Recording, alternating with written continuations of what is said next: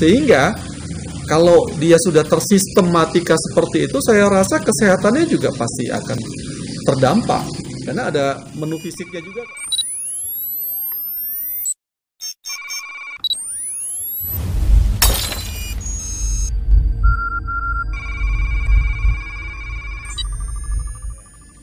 Berarti gimana ya? Kesan olahraga di sini harus diubah, Pak. Biasanya kan orang-orang tuh berpikirannya olahraga itu sesuatu yang olahraga itu kan olahraga sesuatu yang bikin sehat nih. Betul. Nah, orang-orang bisa berpikir, loh, e-sport kan kok bisa bikin sehat, malah bikin mata sakit, terus bikin pusing ketika kita bermain game gitu. Dari mana sisi sehatnya atau dari mana kok bisa menjadi olahraganya gitu. Betul. Media. Nah, ini ya. Kalau kita berbicara game kan berarti tadi sudah saya sampaikan media dari olahraga ini kan mata lombanya itu pakai medianya game salah satunya, selain tadi ada beberapa bentuk peralatan media lain yang digunakan sebagai penunjang. Nah, olahraga itu harus menyehatkan. Justru ini mungkin yang belum banyak sampai edukasi atau informasi ke masyarakat di luaran sana. Mungkin di Indonesia karena belum terlalu masif ya, khususnya komunitas klub yang pro untuk e-sport sendiri dalam ranah olahraga prestasi. Di beberapa negara tetangga, salah satu yang paling dekat itu Korea dan Jepang yang sekarang menjadi salah satu kiblat juga di Asia. Itu mereka itu betul-betul terkontrol layaknya olahraga profesional lain. Jadi di volley misalkan atau sepak bola lah ya, yang paling mudah kita lihat, paling ramai ya, paling populer di dunia lah ya. Dibanding olahraga itu ya sepak bola. Sepak bola yang paling memasyarakat lah ya. Nah, sepak bola. Klub sepak bola profesional. Sama di e-sport. Di e-sport di salah satu negara di Korea, itu mereka itu sudah mempunyai manajemen khusus. Tim manajemen khusus yang menangani layaknya klub sepak bola. Mereka ada tim manajemen untuk pengaturan nutrisi, latihan fisik, latihan keterampilan terkait dengan e-sportnya sendiri, dan manajemen untuk mengatasi cedera dan lain sebagainya juga. Nah, sehingga kalau dia sudah tersistematika seperti itu, saya rasa kesehatannya juga pasti akan terdampak karena ada menu fisiknya juga kok. Nah, tinggal keberbutuhan fisik di e-sport tentunya karena dia banyak melibatkan fine motor daripada gross motor, itu pastinya berbeda dengan cabur sepak bola begitu. Tapi memang di luaran sudah seperti itu manajemennya. Kita yang belum terlalu, atau bisa jadi juga edukasi yang seperti ini yang belum sampai ke bawah. Nah, jadi unsur menyehatkan itu ada. Nah, itu yang pertama. Dan yang kedua, harusnya kita itu memilih dan memilah dulu. Kadang teman-teman itu mentang-mentang e-sport itu salah satu medianya menggunakan game. Nah, ini dijadikan satu pemahaman, ya kan? Padahal ada beberapa aspek yang harus kita timbang dulu ya. Satu, pertama, dunia internet. Itu kan terkait. Nah, kan? Tapi kan beda kalau dengan e-sport. Walaupun e-sport juga butuh akses internet. Beda. Gadget, kecanduan gadget atau lebih spesifiknya kan juga beda, walaupun ada juga e-sport itu yang mata lombanya menggunakan perangkat gadget, tapi beda lagi juga. Kecanduan internet, kecanduan gadget juga beda lagi. Yang ketiga, game, khususnya gamer, lah kan beda lagi juga. Game itu hanya aktivitas yang sifatnya menggiring orang ke unsur yang sifatnya hanya menyenangkan, tapi tidak mempunyai goal yang jelas. Misalkan harus juara jadi prestasi, kan tidak sampai ke situ. Dia hanya sebatas bermain saja. Betul, gitu. Untuk fun saja. Targetnya hanya fun gitu kan. Nah, e-sport sendiri gimana? Lah, e-sport ini kan seperti tadi.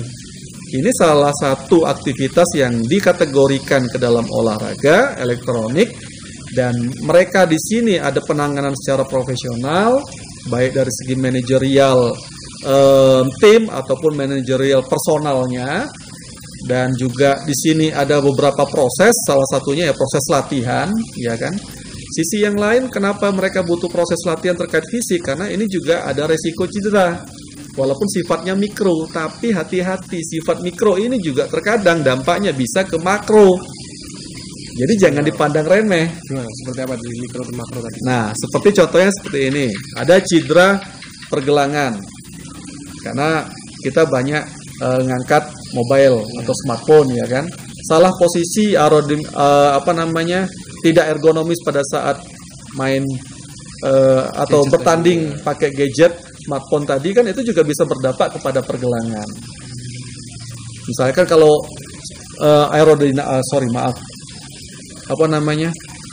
secara ergonomis, sudut pandang ergonomi, posisi yang paling bagus itu misalkan datar, misalkan ya. Nah, berarti kan tangan itu nggak boleh dia melekuk ke bawah, melekuk ke atas dan lain sebagainya, harus datar untuk menghindari cedera di bagian pergelangan tangan. Sisi yang lain, karena membutuhkan waktu tertentu dalam memegang media di tangan, cara memegangnya pun bagaimana? Kan kayaknya sepele ya. Iya. Apakah siku ini harus mendapatkan tumpuan daratan biar tidak terlalu menopang beban berlebihan, walaupun ringan, tapi kalau lama-kelamaan kan jadi berat. Bisa Ya jadi kan? cedera atau salah posisi. Betul. Posisi tadi. Atau dia menggantung. Nah, ini kan juga bahaya. Jadi kurang ergonomis. Itu juga bisa cedera di elbow-nya. Nah, posisi-posisi yang lain yang sebagai penunjang, ini kan kita menggunakan tangan itu kalau di istilah olahraga secara spesifiknya itu ekstremitas superior atau bagian atas. Ini kan dia tergantung juga dengan bahu. Ini juga bisa cedera juga kalau posisinya tidak ergonomis. Nah, pada saat kita memandang smartphone atau misalkan kalau pakai PC ya layar ya kan, kalau konsol juga sama layar ya kan, kita misalkan posisi kepala terlalu maju atau terlalu mundur, itu kan juga ada peluang juga cedera di bagian neck atau leher dan pundak dan lain sebagainya. Padahal di sini banyak saraf-saraf dan berhubungan dengan tulang belakang. Nah, terkait dengan tulang belakang, posisi duduk. Nah, di bagian lumbal, jadi tulang belakang bagian bawah yang menghubungkan ke tulang ekor, itu kan juga banyak saraf vital. Nah, itu yang tadi kenapa saya sampaikan, sepertinya mikro ya, kecil gitu ya, nggak nampak, kurang jelas, wong tuh nggak body contact, ya kan? Tapi ya itu bisa jadi makro lah. Kalau saraf, nah gitu, itu salah satunya pandangannya. Dia punya resiko, berarti mereka juga butuh latihan untuk olah fisik juga dong, untuk mengeliminir resiko-resiko tadi. Kalau fisiknya seperti apa ya, tergantung keberbutuhan aktivitas terkait dengan beberapa posisi tadi. Berarti justru dengan latihan tersebut tuh untuk menghindari cedera-cedera yang ada di salah satunya saat kita bermain e-sport atau bermain game tadi ya Pak. Nah, otomatis kan kalau kita melakukan latihan terkait fisik, ya insya Allah kita akan mendapatkan kebugaran juga kan. Nah, orang bugar pastinya sehat, orang sehat belum tentu juga bugar. Kalau sangat berbeda antara gamers dan e-sport ya Pak. Iya, target dari segi goal dia berbeda, sangat jelas berbeda. Nah itu makanya tadi harus kita pilih dan pilah tadi ya, antara 4 poin. Jadi jangan dijadikan satu, walaupun dunianya saling bersinggungan. Karena dalam tolak ukur goal atau tujuan target ya mereka beda-beda. Nah kalau kita berbicara e-sport harusnya kita berbicara ke ranah prestasi. Gamers itu cuma orang-orang yang hanya bermain tanpa mereka ada tujuan. Betul. Ini ya hanya sebagai katarsis. Ya iya, itu mungkin agak ekstrim ya. Maaf kalau orang agak paham mungkin agak ekstrim itu jadinya bahasa ya. Oke, udah apa lanjut.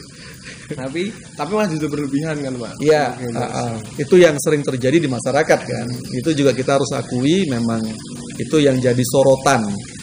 Tapi ya sekali lagi mungkin dengan adanya tayangan ini harapannya semoga bisa mengedukasi kita terkait dengan dunia baru inilah.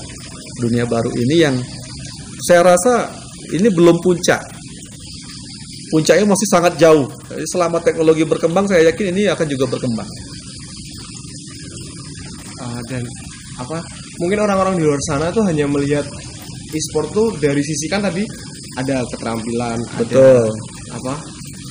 Selain keterampilan tadi kan keterampilan untuk bermain gamesnya, untuk olahraganya yang untuk yang memainkannya sendiri itu juga kita butuh mengolah juga supaya apa meminimalisir cedera. betul. Makanya saya tekankan dari sisi orang-orang luar hanya lihat e-sport itu sebagai keterampilan, hanya bermain tanpa mengetahui seluk beluk di dalamnya. Iya betul sekali, bisa jadi seperti itu.